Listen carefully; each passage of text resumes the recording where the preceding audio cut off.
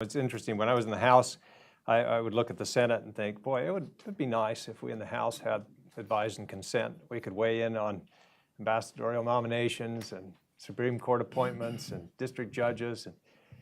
And when I got to the Senate, I just didn't realize that would be all I would be doing. Regular legislation just hasn't moved.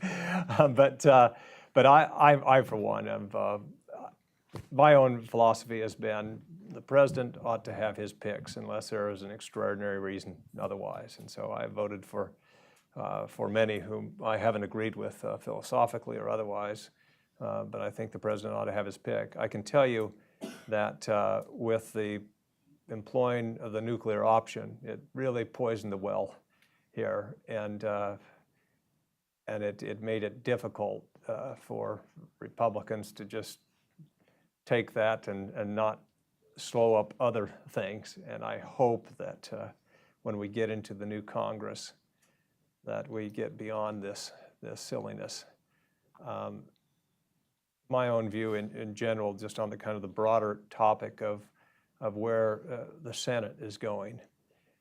I love the traditions and customs of the Senate, particularly the fact that virtually everything is done by unanimous consent or a large enough supermajority that requires and enables more comity and cooperation.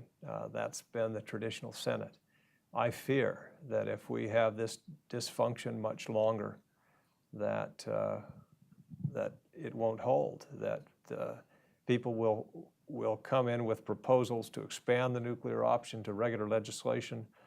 The Senate will become a pale version of the House, and those who enacted those changes will be applauded for it because it's that as opposed to the complete dysfunction that we see now.